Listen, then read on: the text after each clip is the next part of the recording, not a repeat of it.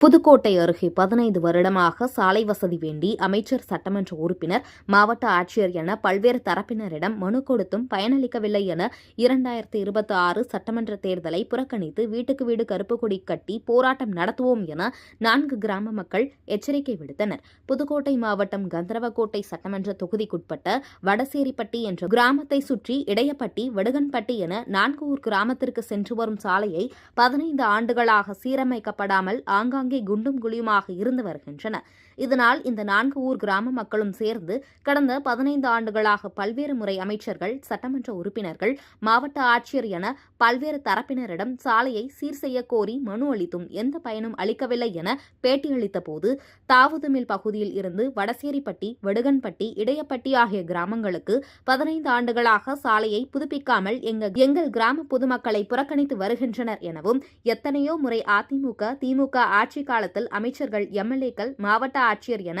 அனைவரிடமும் மனு கொடுத்தும் எந்த பயனும் அளிக்கவில்லை என்றும், எனவே இன்னும் 7 மாதங்களில் 2026 சட்டமன்ற தேர்தல் வரும் நிலையில் எங்கள் 4 ஊர் கிராம மக்களும் சேர்ந்து தேர்தலை புறக்கணித்து அனைவரும் வீட்டில் கருப்பு கொடி கட்டி தங்களது எதிர்ப்பை காட்டுவோம் எனவும், அதிமுக, திமுக என எந்த கட்சியாக இருந்தாலும் எங்கள் கிராமத்திற்குள் வாக்குகள் கேட்டு நுழையக்கூடாது என எச்சரிக்கை விடுத்தனர்.